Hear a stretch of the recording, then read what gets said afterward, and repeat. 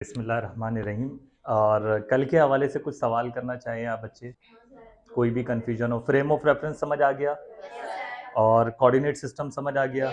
ठीक है, frame of reference क्या होता है कि ऑब्जर्वर के हिसाब से हम चीज़ों को कैलकुलेट करना चाहते हैं। ठीक है, वो फ्रेम ऑफ रेफरेंस। और फ्रेम ऑफ रेफरेंस वैसे आम तौर पर तो हम हर एक के साथ कनेक्ट कर सकते हैं। मेरे साथ भी फ्रेम ऑफ रेफरेंस हो सकता हूँ, आप भी हो सकते हैं, कोई भी फ्रेम ऑफ रेफरेंस हो सकता है। कोऑर्डिनेट सिस्टम मतलब आपने लाइंस ड्रॉ करनी है, उसका उसूल मैंने आपको कल बता दिया है। ठीक है, वो एक बहुत ही इंपॉर्टेंट चीज थी और ये सारा कुछ आपकी फिजिक्स में मौजूद है, कल मैं आपको दिखा भी चुका हूँ। अच्छा, लेक्चर 1 के आपके ये 3 पार्ट रहते हैं, पार्ट 4, 5 और 6। पार्ट 4 आज हम स्टार्ट करेंगे और लेक्चर 2 मेरी कोशिश होगी कि आज हम लेक्चर 2 पे भी चले जाएं, जो कि बहुत इंपॉर्टेंट है। वहां से अब आपकी मजीद आगे फिजिक्स चलेगी। पहले तो ये देख लें कि जो कुछ अभी तक हमने पढ़ा है, काइनेमैटिक्स एंड डायनामिक्स की डेफिनेशन आपको आनी चाहिए। काइनेमैटिक्स की जब डेफिनेशन आएगी तो आपकी बुक में भी मौजूद है हाईलाइटेड, वो भी आप लिख सकते हैं, वरना it is the branch of mechanics which deals with the geometry of motion, बस काफी है इतना। ठीक है, पेपर में एग्जाम में अगर वो कहते हैं तो क्यों नंबर कटेंगे? देखें, आपका मकसद ये होना चाहिए कि बात आप एग्जैक्ट लिख के आए। और अगर आप बुक वाला ही सारा कुछ लिख देंगे, और लिख सकते हैं, उसमें कोई हर्ज नहीं है, लेकिन अगर कोई डेफिनेशन उससे बेहतर आपको कहीं और से मिलती है तो वो लिख दें। वरना अक्सर बच्चे क्या करते हैं कि वो नोट्स से रट्टा मार के दे रहे होते हैं, तो एग्जामिनर को सारा कुछ पता होता है कि इसकी नॉलेज कितनी है बच्चे कि ये ज्योमेट्री ऑफ मोशन है। डायनामिक्स में हम क्या डील करते हैं? फोर्सेज आ जाती हैं, ताकतें आ जाती हैं। और फोर्स आने का मकसद क्या है? कॉजेज ऑफ मोशन, वजूहात बतानी है हमने कि क्यों कोई हरकत अमल में आती है, तो वो हमने डायनामिक्स में पढ़ना है। ये डेफिनेशन आप चाहें तो सिंपल लिख सकते हैं, it is the branch of mechanics which deals with the forces of motion और कॉजेज ऑफ मोशन। ठीक है, जो डील करती है कॉजेज ऑफ मोशन में। रेस्ट एंड मोशन की डेफिनेशन भी आप लोग कर चुके हैं, बहुत अच्छी तरह समझ चुके हैं। डेफिनेशन के एतबार से मैंने समझाया था, a body is set to be in rest if it does not change its position with respect to its surrounding, और अगर पोजीशन चेंज कर लेता है तो वो मोशन में कहलाएगा। फ्रेम ऑफ रेफरेंस और कोऑर्डिनेट सिस्टम की डेफिनेशन लिखने की जरूरत नहीं है, क्योंकि डायरेक्टली ये वर्ड के साथ तो नहीं आया है आपकी बुक में एक सेपरेट टॉपिक के साथ, लेकिन हिस्सों में मौजूद है कहीं। ओके, अच्छा, यहाँ एक चीज पे मैं आपको इस टॉपिक को खत्म करके जरा निशानदेही करवाता हूँ। यहाँ देखिए लिखा है, आपने कोऑर्डिनेट सिस्टम में ये समझ लिया कि चॉइस ऑफ ओरिजिन आर्बिट्रेरी है।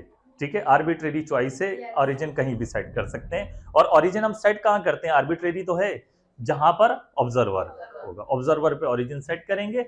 ये वर्ड आप देख लें, स्पेटियल एक्सिस। अब इसको स्पेशियल एक्सिस कहें या स्पेटियल एक्सिस कहें, स्पेटियल का मतलब होता है मकामी, मकाम से मुतालिक, जगह से मुतालिक। ठीक है, spatial axis and temporal axis, ये असल में हम टाइम से मुतालिक लेते हैं। इसको मैं भी आपको बताता हूँ स्पेटियल एक्सिस क्या है। आप ग्राफ पढ़ चुके हैं ना, ये आगे आपका एक्स वाई एक्सिस। मैथमेटिक्स में तो हम इसको एक्स और वाई एक्सिस कहते हैं सिंपल, लेकिन हम इसको किसी में भी चेंज कर सकते हैं। अगर मैं आपसे सवाल पूछूं कि इस एक्स वाई एक्सिस में और इसमें फर्क क्या है, इस टू डायमेंशनल एक्सिस में और इस टू डायमेंशनल एक्सिस में क्या फर्क है? हाँ, एस, एस किसको रिप्रेजेंट करता है? Distance, distance. ठीक है, टी, टी टाइम को। ठीक है, अच्छा, ये जो यहाँ एक्स और वाई है, ये किसको रिप्रेजेंट करता है? एक्स एक्सिस और वाई एक्सिस दोनों जगह को, मकाम को रिप्रेजेंट करते हैं। यहाँ पे एस भी डिस्टेंस है, तो असल में ये मकाम को ही रिप्रेजेंट कर रहा है, यानी कि स्पेस से मुतालिक है, जगह से मुतालिक है। यहाँ पर ये दोनों एक्सिस स्पेटियल एक्सिस है, मकाम से मुतालिक है। यहाँ पर दोनों एक्सिस मकाम से मुतालिक नहीं है। ये बहुत इंपॉर्टेंट बात, जब भी आप एक्स वाई ग्राफ, जब भी आप ग्राफ देखेंगे टू डायमेंशनल, तो पहले आपने देखना है उन दो पे लिखा क्या है। सबसे पहली चीज तो ये देखनी है, ये बात आप समझें। मिसाल के तौर पर अगर मैंने ये कर्व बनाया यहां पर और ये कर्व बनाया यहां पर, इसके बारे में पहले बताएं, क्या ये उस ऑब्जेक्ट की एक्चुअल पाथ, यानी कि मेरा मकसद पूछने का ये, क्या ये एक्चुअल पाथ है? अगर कोई चूंटी थी, उसने यहां से चलना शुरू किया और इस तरह चली गई ऊपर, क्या ये उसका सफर है? इधर देखें, इसमें क्या ये उस चूंटी का सफर है? यहां है, ये बताने का मकसद है, ये यहां पे लिखने का मकसद ये है कि आपको ये वाली अहम बात समझ आए। देखें, एक्स और वाई ये भी डिस्टेंस है लेकिन एक्स एक्सिस पर, ये भी डिस्टेंस है लेकिन वाई एक्सिस पर, वाई एक्सिस पर। तो मैंने S1 S2 करने के बजाय मैंने एक्स और वाई ही इसको छोड़ दिया। तो ये मकाम से मुतालिक है। अगर मकाम से मुतालिक है तो इसका मतलब क्या है कि ये एक्चुअल पाथ है, ये इस बोर्ड पर मैंने लाइनें बना दी और चूटी ने यहां से सफर करना शुरू किया और यहां चली गई, ठीक है। ये एक्चुअल उसके पाथ है, लेकिन ये एक्चुअल पाथ नहीं है उसका, क्योंकि एक्स एक्सिस पे मैंने क्या प्लॉट किया हुआ है, टाइम। ये तो मुझे ये बता रहा है, अभी देख लेते हैं, ये यहां जाके मिलेगा इस पॉइंट पर, ये यहां मिलेगा। पहले हमेशा क्या लिखते हैं, एक्स कोऑर्डिनेट क्या है 1 और वाई कोऑर्डिनेट क्या है, तो ये 1 यहां पर क्या है, टाइम है। तो ये मुझे बता रहा है कि 1 सेकंड पर उसने कितना फासला तय कर लिया था, 3 मीटर। तो ये असल में एक्स एक्सिस पे टाइम चल रहा है यहां पर, ये यहां आ जाएगा तो टाइम बढ़ जाएगा, यहां पे ये 2 सेकंड हो जाएगा और यहां पे ये 4 हो जाएगा, ठीक है। इसका मतलब 2 सेकंड पर 4 मीटर फासला तय किया है। तो यहां पे तो डिस्टेंस तो ये नहीं है, ये पूरा स्पेटियल एक्सिस तो नहीं है। स्पेटियल एक्सिस का मतलब ये होता है कि मकाम से मुताल्लिक, और कितने स्पेटियल एक्सिस होते हैं हमारे पास, इस पे आ जाते हैं। मिसाल के तौर पर अगर एक स्ट्रेट लाइन बनी है तो कितने डायमेंशनल है, 1 डायमेंशनल, ठीक है। अगर मैं इस दीवार पे एक लाइन बना देता हूं तो वो 1 डायमेंशनल हो जाएगा, ओके। अच्छा, अगर मैं उसके साथ ही जो मैंने पहली लाइन बनाई है 90 डिग्री पे दूसरी लाइन बना देता हूं स्ट्रेट लाइन, 2 डायमेंशनल हो जाएगा। तो ये दीवार पूरी कितने डायमेंशन पर है, 2 डायमेंशन पर है। 2 डायमेंशन का मतलब ये है, 1 डायमेंशन का मतलब क्या था, आप सिर्फ लेफ्ट और राइट जा सकते हैं, ठीक है, अलोंग द लाइन। लेकिन 2 डायमेंशनल का मतलब क्या है, अब आप लेफ्ट राइट भी जा सकते हैं, अप डाउन भी जा सकते हैं, कहीं भी चले जाएं इस दीवार पे, 2 डायमेंशनल है। ये वाली दीवार भी 2 डायमेंशनल है, ये वाली दीवार भी 2 डायमेंशनल, इसको हम कहते हैं प्लेन, 2 डायमेंशनल प्लेन है। पीछे वाली दीवार भी 2 डायमेंशनल प्लेन है, और सिर्फ मेरा फर्श भी 2 डायमेंशनल प्लेन है, और छत भी 2 डायमेंशनल प्लेन है, ठीक है। तो 3 डायमेंशन क्या है फिर, चूंटी उड़ नहीं सकती थी, अगर ये मक्खी होती तो यकीनन इधर से ऊपर भी जाती, बाहर भी आ गई। क्या इस 2 डायमेंशनल एक्सिस से इस मोशन को रिप्रेजेंट कर सकता हूं मैं, नहीं कर सकते। अब क्योंकि ये बाहर भी आई है दीवार से, तो इसके लिए मुझे एक और एक्सिस बनाना पड़ेगा, वो होगा ये बाहर और बोर्ड के अंदर। ये तीसरा एक्सिस हो गया, इसको हम क्या नाम देंगे, जैसे कि चल रहा है एक्स वाई और जेड। अब 3 डायमेंशनल एक्सिस कहलाएगा ये। तो 3 डायमेंशनल एक्सिस कहां है, ये रहा इस कमरे के सेंटर में, ठीक है ना। लेफ्ट राइट जा सकते हैं, ठीक है, और आप फॉरवर्ड बैकवर्ड जा सकते हैं, अप डाउन जा सकते हैं, तो है ना कमरा 3 डायमेंशनल एक्सिस हमारा। तो ये रूम 3 डायमेंशनल एक्सिस है हमारा। तो अब सवाल ये है कि हमने कौन सा एक्सिस बनाना है, 1 बनाना है, 2 बनाना है, 3 बनाना है, कौन सा बनाऊं मैं। ये डिपेंड करता है कि अगर आपकी जो मोशन है वो 1 डायमेंशन में हुई है, तो सबसे आसान तरीन कौन सा एक्सिस है, 1 डायमेंशन। तो 1 डायमेंशन बनाए, ज्यादा बेहतर है। आप 2 डायमेंशन पे भी काम कर सकते हैं, 3 पे भी कर सकते हैं। क्या होगा, सेम प्रॉब्लम मुश्किल हो जाएगी, आंसर वही आएगा, आंसर ने गलत नहीं, आंसर ने चेंज नहीं आना, आंसर ने सेम आना है, लेकिन होगा क्या, मुश्किल हो जाएगी मैथमेटिक्स। बेहतर ये कि स्ट्रेट लाइन की मोशन है तो 1 डायमेंशन बनाए, 1 डायमेंशनल लाइन बना दें, जिस डायरेक्शन में मोशन है उसी डायरेक्शन में बना दें, आपका मसला हल हो जाएगा आसानी से। अभी वो सीखते हैं हम थोड़ी देर में। अब अगर हरकत ही उसकी क्या है, जैसे कोई चूटी है, वो उसने ऐसे सफर किया है, क्या मैं इस मूवमेंट को, इस पाथ को 1 डायमेंशनल लाइन से रिप्रेजेंट कर सकता हूं, मेरे लिए मुमकिन है, नहीं है। कम से कम मुझे 2 लाइनें बनानी पड़ेंगी, 2 डायमेंशन एक्सिस बनाना पड़ेगा। ये एक्सिस है क्या, it is a way of calculation, ये एक तरीकेकार है चीजों को कैलकुलेट करने का, उससे ज्यादा कुछ भी नहीं है, लेकिन ये बहुत ही पावरफुल टूल है। इस पे मैं 1 डायमेंशन लाइन तो नहीं बना सकता, इस पाथ को रिप्रेजेंट करने के लिए मैं 3 जरूर बना सकता हूं। फिर वही होगा, अगर मैं इसको 2 से कर सकता हूं और 3 बनाऊंगा तो काम मजीद मुश्किल हो जाएगा, काम बढ़ जाएगा। लेकिन अगर किसी मक्खी की ट्रैवलिंग है और वो पूरे कमरे में घूम रही है, उसके पाथ को बनाने के लिए मेरी मजबूरी है कि मैंने 3 डायमेंशनल एक्सिस बनाना है। तो ये 1 डायमेंशन, 2 डायमेंशन और 3 डायमेंशन का काम है। जब भी आप देखेंगे कोई ग्राफ, चाहे वो 1 डायमेंशन हो, 2 डायमेंशन हो, 3 डायमेंशन हो, तो प्यारे बच्चों सबसे इंपॉर्टेंट बात क्या होगी, सबसे पहले क्या देखेंगे, एक्स पे क्या लिखा हुआ है और वाई पे क्या लिखा हुआ है और जेड पे क्या लिखा हुआ है, ठीक है। अगर एक्स वाई जेड लिखा हुआ है तो इसका मतलब स्पेटियल एक्सिस है, तीनों के तीनों मकाम से मुताल्लिक हैं, वहां पे मूवमेंट हो रही है।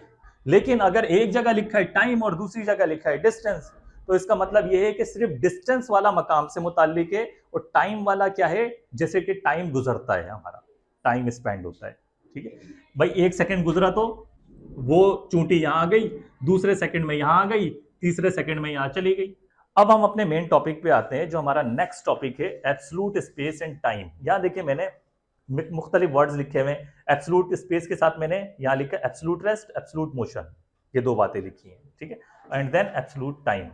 ओके, अब स्पेस क्या है, स्पेस से मुतालिक एक बात समझते हैं। मुझे एक पेज देंगे जरा आप बच्चे, न्यूटन्स लॉज में, ठीक है, उसका हिस्सा है ये। अच्छा, मैं पहले आपको वर्ड समझाना चाहता हूं प्यारे बच्चों, स्पेस क्या है। जब वर्ड आपको स्पेस समझ आएगा तो फिर एब्सोल्यूट स्पेस पे बात करेंगे। ओके, स्पेस क्या चीज है प्यारे बच्चों? ये आपको क्या नजर आ रहा है? एक लाइन नजर आ रही है, और ये कैसी लाइन है? स्ट्रेट लाइन है, टेढ़ी मेढ़ी है, कर्व है, क्या है? स्ट्रेट लाइन है या कर्व है? स्ट्रेट लाइन है, ठीक है। मैंने एक स्ट्रेट लाइन बनाई है, मैं बोर्ड पे भी बना सकता था ना, ये लाइन बनी हुई है। मेरा पेज लेने का मकसद क्या था? मुझे आपको वर्ड स्पेस समझाना है पहले, ठीक है। ये एक स्ट्रेट लाइन है, आपको नजर आ रही है। मैं ये काम बोर्ड पे नहीं कर सकता था, इसलिए आपसे पेज लिया। अग्री करते हैं सारे बच्चे कि ये एक स्ट्रेट लाइन है, ठीक है, और वो मैं बना चुका हुआ हूं। अब क्या हुआ? क्यों? मैंने लाइन तो नहीं बदली। क्या मैंने लाइन बदली है? नहीं। तो क्या बदला मैंने? जो लाइन आपको अब कर्व नजर आ रही है, हाँ, तो ये प्यारे बच्चों पेज क्या है? जिस पर लाइन बनाई गई है। ये सर्किल है, अभी सर्किल नजर आ रहा है, सीधा जैसा फ्लैट नजर आता है, फ्लैट बिल्कुल सीधा। अब क्या हुआ? क्यों? सर्किल तो मैंने टेढ़ा नहीं किया, लाइन तो मैंने टेढ़ी नहीं की, तो ये क्या चीज टेढ़ी हुई है?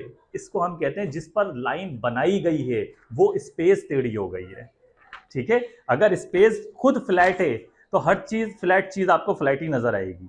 ये भाई उसकी प्रॉपर्टीज भी तो देखनी है ना, जिस पर मैं चीजें बना रहा हूं। अब बोर्ड पे मैं ये टेढ़ा नहीं कर सकता था, बोर्ड को आपको बात भी समझ में नहीं आती, ठीक है, कि स्पेस है क्या। जिस पर चीज बनाई जा रही है वो चीज कैसी है। अगर वो स्पेस खुद कर्व हो जाए तो आपका ज्योमेट्रिक ऑब्जेक्ट या कोई बॉडी वो भी कर्व हो जाएगी। ये बात समझानी थी आपको स्पेस से मुतालिक। असल में ये आगे जाकर आइंस्टाइन थ्योरी ऑफ रिलेटिविटी से मिलता है आइडिया। बहरहाल फिलहाल आपको ये समझाना था कि स्पेस क्या होती है। बात समझ आ गई? इसी तरह से एक सिंगल डायमेंशन की स्पेस भी आप कर्व कर सकते हैं, लाइन कर्व हो जाए, ठीक है। अगर मैं सर्किल को ही स्पेस के तौर पे देखूं, ये स्ट्रेट लाइन है, ठीक है, ये एक स्पेस है। क्या ये लाइन स्ट्रेट नहीं है? सर्किल स्ट्रेट है बिल्कुल, बस हुआ क्या, उस लाइन को उठा के मैंने घुमा दिया, इटसेल्फ स्पेस सिंगल लाइन की स्पेस कर्व हो गई। ऐसे भी देख सकते हैं, ठीक है। अब इसके ऊपर मैं कुछ भी बनाता रहूं। अब ये प्लेन है स्पेस, पहले वन डायमेंशन स्पेस बताइए, अब टू डायमेंशन स्पेस है, ठीक है। ये पेज पूरा एक फ्लैट स्पेस है, फ्लैट प्लेन है, ये भी कर्व हो सकता है। इसी तरह से थ्री डायमेंशनल जो हमारा पूरा का पूरा ये दुनिया है, ये भी एक स्पेस है, ठीक है। आइंस्टाइन की थ्योरी में ये स्पेस भी कर्व होती है। बहरहाल हम इस पे नहीं जाएंगे। ओके, ये हमारा काम हो गया। बात समझ आ गई ना? स्पेस की इटसेल्फ भी तो प्रॉपर्टी चेक करनी है ना, स्पेस खुद से कैसी है बच्चों, कहीं स्पेस फ्लैट है या कर्व है। बट हमारा आम आइडिया क्या है, हमारी आम सोच क्या कहती है, वो हम देख लेते हैं। स्पेस वर्ड आपको समझ आ गया। मैं पेज नहीं लेता तो आपको बात नहीं समझ आती कि आखिर स्पेस है क्या, ठीक है, किस चीज का नाम है। अब बात करते हैं एब्सोल्यूट स्पेस। एब्सोल्यूट का मतलब ये होता है कि वो स्पेस ना तो कर्व हो सकती है, जैसे मैंने कर्व कर दी, ना वो बेंट हो सकती है, बेंट भी नहीं हो सकती, घूम भी नहीं सकती, टेढ़ी भी नहीं हो सकती, कर्व भी नहीं हो सकती। वो स्पेस क्या है? बिल्कुल फ्लैट है।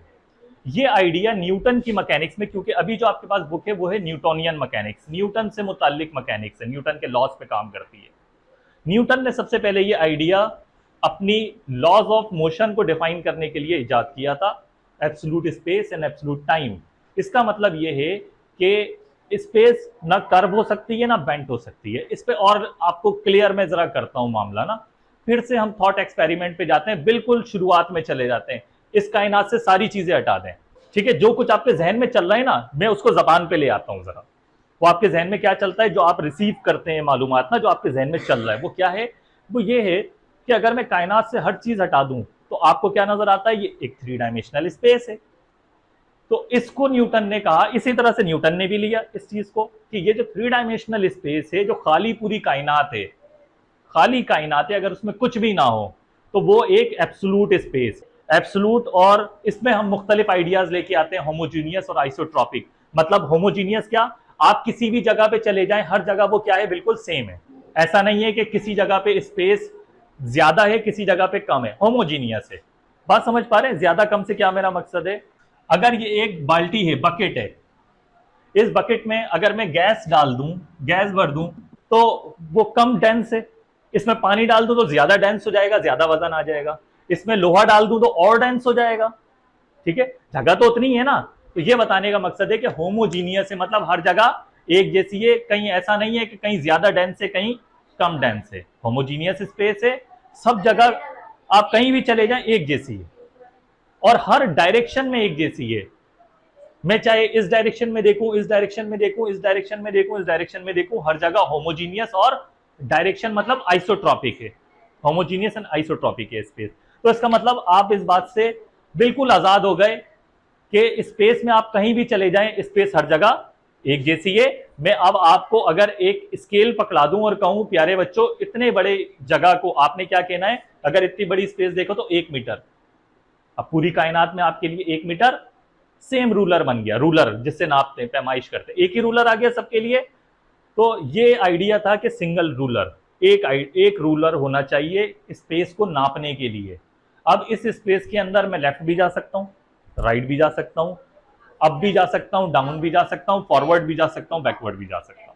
ठीक है, तो ये 6 मेरे पास डायरेक्शंस हैं जाने के लिए, और उसूलन एक्सिस 3 हैं, 3 एक्सिस हैं। ठीक है, और हर जगह स्पेस क्या है, होमोजीनियस आइसोट्रॉपिक है, एक जैसी है। मुश्किल तो नहीं है आइडिया? ओके, अच्छा, अब ये बात हमें समझ आ गई। अब हम बात करते हैं टाइम की। टाइम भी एब्सोल्यूट है, एब्सोल्यूट टाइम। ये एब्सोल्यूट स्पेस आपको समझा दी, रेस्ट एंड मोशन अभी बताता हूं, पहले एब्सोल्यूट टाइम बताता हूं। और जो टाइम है वो हर एक के लिए सेम है। पूरी स्पेस में एब्सोल्यूट टाइम है, एक ही जैसा टाइम चल रहा है सबके लिए।